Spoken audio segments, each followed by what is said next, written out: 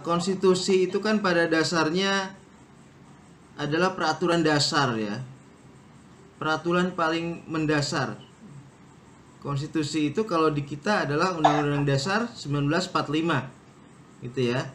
Yang tadi teman Anda katakan bahwa UUD 45 sekarang ini sudah di amandemen 4 kali ya.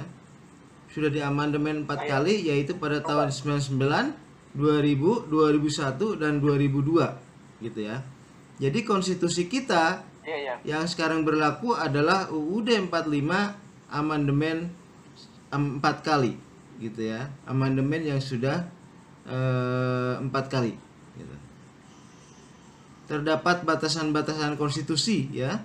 Pertama adalah konstitusi merupakan kumpulan kaidah yang memberikan pembatasan-pembatasan kekuasaan ya. Pembatasan-pembatasan kekuasaan apa? Di dalam konstitusi kalau Anda baca ada kekuasaan kewenangan presiden, kekuasaan kewenangan DPR, MPR, DPD ya. Kemudian lembaga-lembaga lain. Jadi konstitusi itu pertama berisi pembatasan kekuasaan. Ada yang berkuasa di eksekutif, ada yang di legislatif, ada yang di yudikatif ya.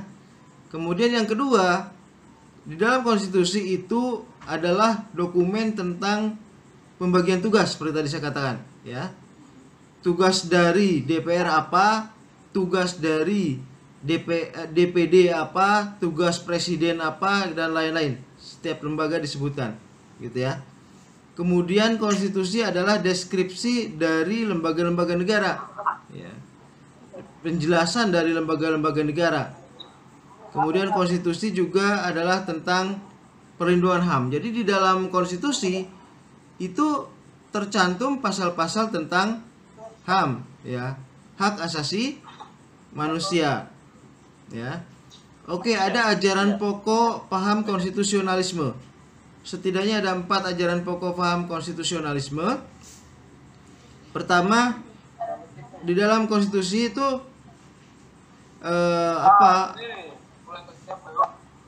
anatomi kekuasaan yang tunduk pada hukum ya. Konstitusi akan menjelaskan bahwa kekuasaan itu tunduk pada hukum ya.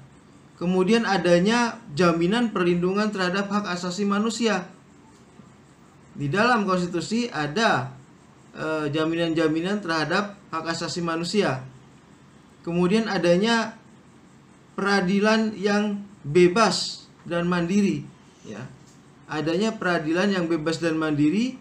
Dan yang keempat adalah adanya pertanggungjawaban terhadap rakyat ya. Ada pertanggungjawaban terhadap rakyat. Jadi diatur di dalam konstitusi bagaimana pejabat publik itu bertanggung jawab kepada rakyat ya. Oke.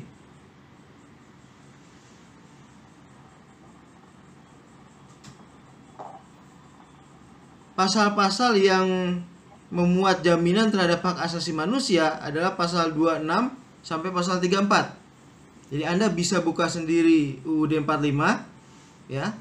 Di dalam pasal 26 sampai pasal 34 itu adalah tentang hak asasi manusia ya.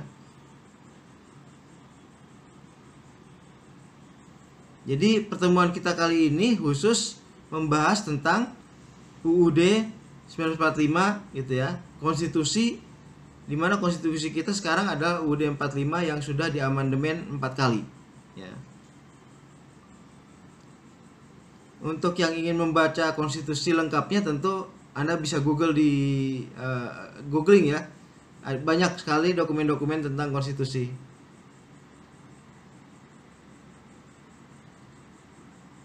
Apa bedanya konstitusi dengan UUD itu sendiri ya, Undang-Undang Dasar. Jadi kalau konstitusi itu memuat bisa Undang-Undang Dasar tertulis atau bisa juga Undang-Undang Dasar tak tertulis ya.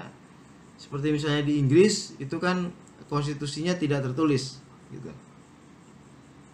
Oke, menurut William Budiarjo ya, seorang dosen di UI almarhum ya, sudah meninggal almarhumah, kata Miriam UUD itu hendaknya memuat ketentuan sebagai berikut. Pertama, di dalam UUD itu harus ada organisasi negara. Ya, seperti tadi saya sebutkan, ada presiden, ada DPR, ada DPD. Nah, itu yang ada di dalam konstitusi. Ya, jelasnya Anda baca sendiri konstitusi. Kemudian di dalam konstitusi juga ada HAM, ya, aturan-aturan tentang hak asasi manusia.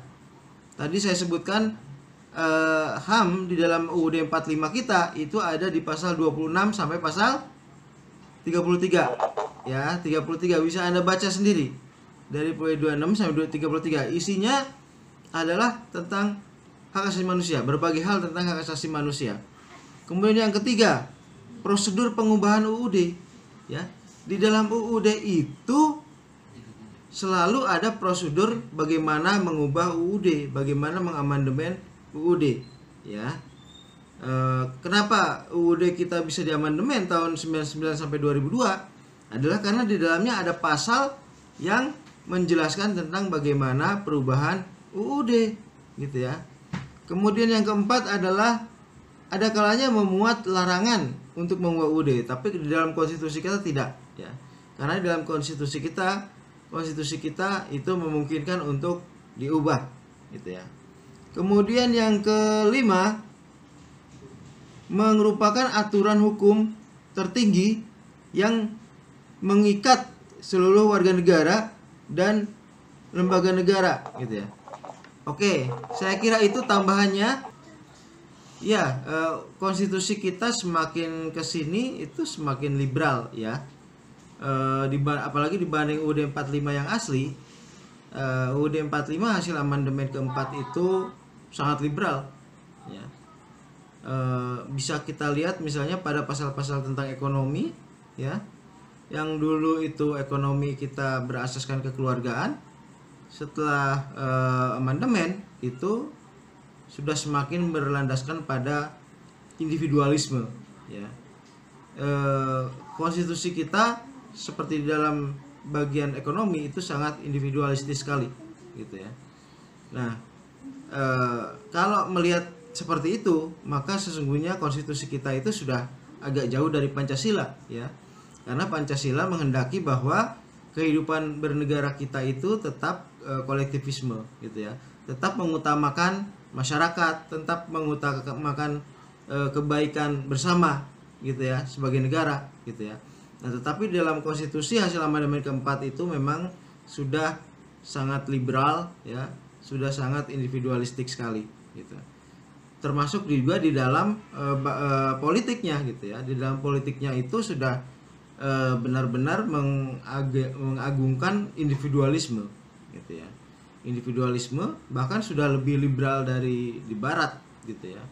Nah, tentu ini yang harus kita cermati bersama, ya, harus kita sikapi bersama bagaimana konstitusi kita itu kok semakin menjauh dari Pancasila, padahal Pancasila itu kan dasar negara, gitu ya.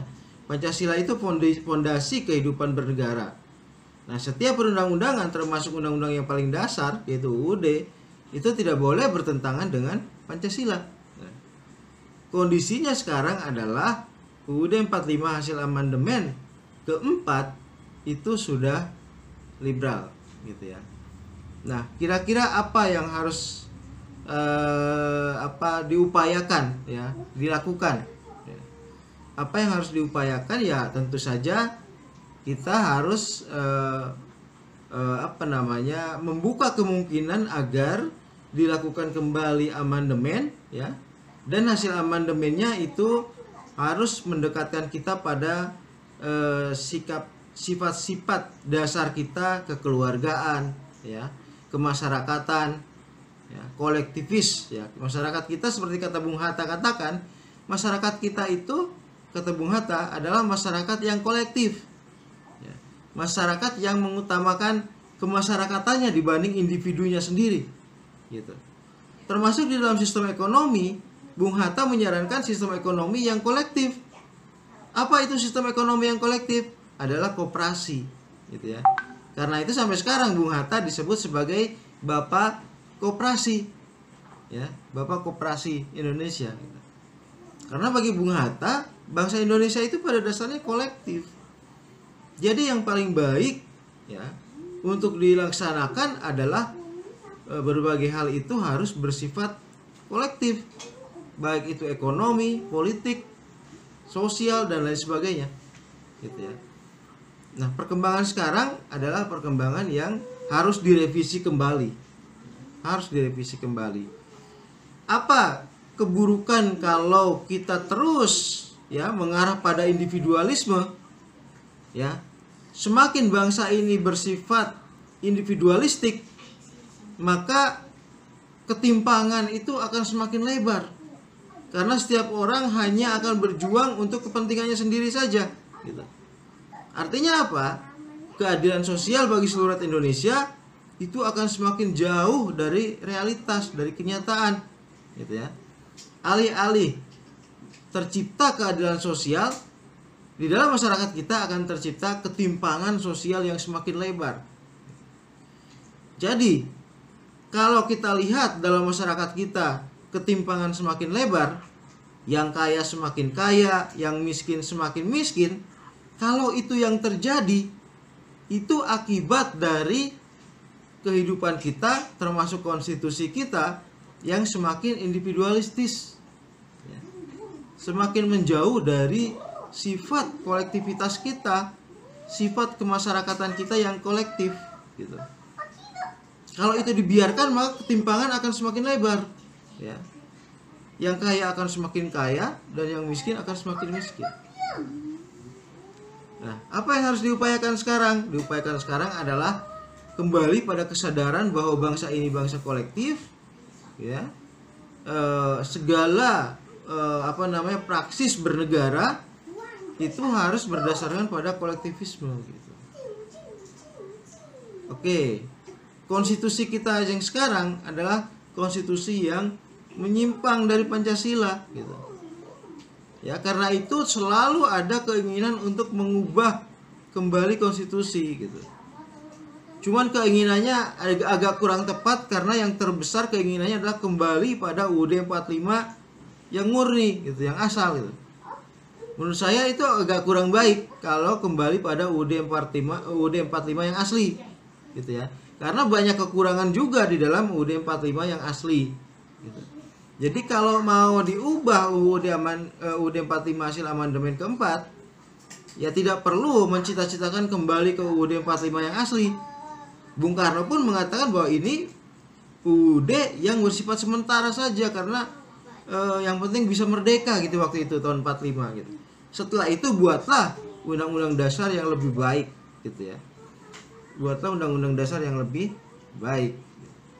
Nah, jadi yang harus kita pikirkan ke depan adalah bagaimana mengamandemen UUD 45, tetapi amandemen yang terjadi bukan amandemen ke arah UUD 45 yang asli, tetapi amandemen ke arah masyarakat kolektivisme baru, katakanlah gitu.